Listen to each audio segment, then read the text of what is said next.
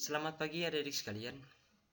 Pada kesempatan kali ini kita akan melanjutkan pembelajaran kita terkait dengan bencana alam. Kalau minggu lalu kita belajar terkait dengan jenis-jenis bencana alam, maka pada kesempatan kali ini kita akan belajar tentang penanggulangan bencana alam. Karena penanggulangan bencana alam ini cukup penting untuk mengurangi resiko atau mengurangi korban bencana serta mengurangi kerugian yang terjadi ketika terjadinya bencana alam. Nah, ada prinsip-prinsip penanggulangan bencana alam yang perlu kita ketahui. Yang pertama, cepat dan tepat. Nah, cepat dan tepat artinya penanggulangan bencana alam harus dilakukan dengan cepat dan tepat sesuai dengan situasi dan kondisi. Apabila penanggulangan bencana alam lambat dapat berakibat terhadap kerugian korban jiwa, harta, dan benda.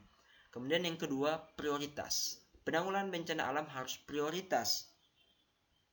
Jika terjadi bencana alam, maka prioritas yang paling utama yaitu penanggulangan bencana alam. Kemudian yang ketiga, koordinasi dan keterpaduan.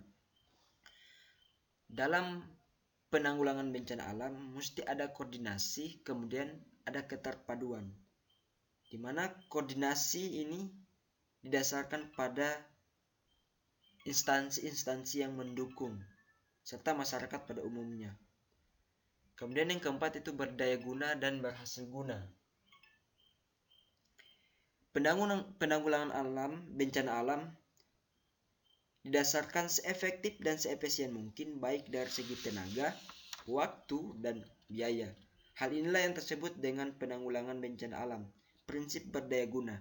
Sementara prinsip berhasil guna adalah kegiatan penanggulangan bencana alam harus berhasil bagaimana caranya, terutama dalam penyelamatan korban jiwa. Kemudian kemitraan. Nah, dalam penanggulangan bencana alam tentunya perlu mitra.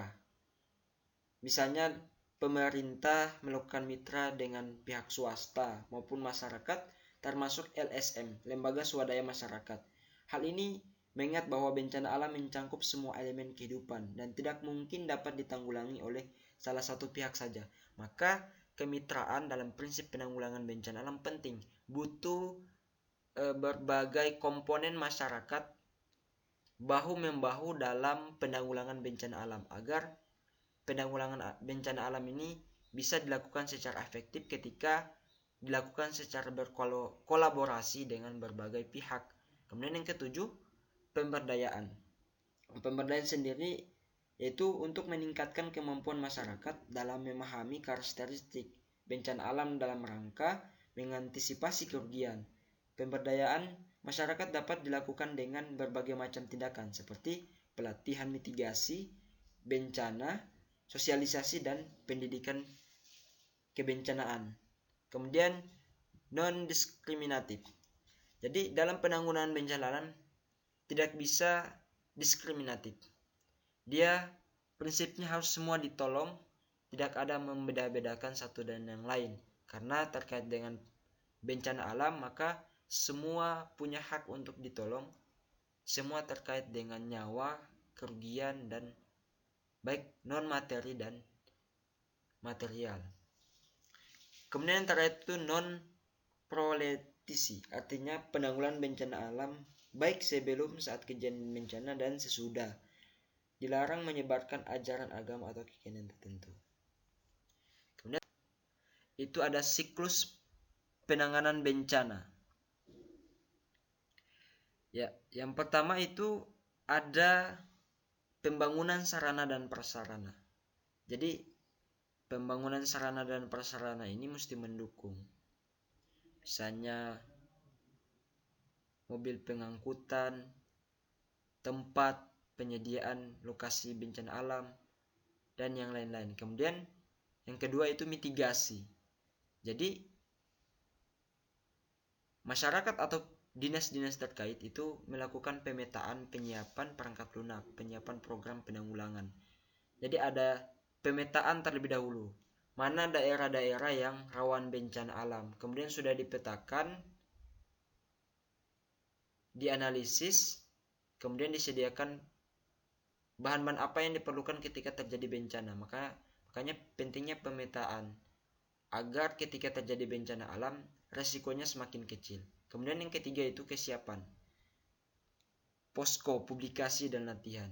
Mesti diadakan geladi, latihan, kesiapan dalam penanggulangan bencana alam. Kemudian itu ada tahap tanggap darurat. Yang pertama, selamatkan jiwa. Selamatkan jiwa ketika terjadi bencana alam. Kemudian kita bisa sama-sama kirim bantuan makanan berupa logistik untuk membantu para korban. Kemudian ada pemulihan keadaan. Pemulihan keadaan ini misalnya terjadi reruntuhan, ini bisa dipulihkan kembali, pembersihan sampah di mana-mana ketika terjadi bencana alam, atau pembangunan kembali. Yang terakhir yaitu perbaikan pemukiman. Kemudian perbaikan sarana dan prasarana. Ini sudah pasca bencana alam. Misalnya terjadi kerusakan, maka langkah terakhir dilakukan dalam penanggulangan bencana alam yaitu perbaikan pemukiman, kemudian perbaikan sarana dan prasarana. Ya, terima kasih adik-adik sekalian. Mungkin hanya sampai di situ pembelajaran kita pada kesempatan kali ini. Terima kasih atas perhatiannya. Akhir kata dari saya, Assalamualaikum warahmatullahi wabarakatuh.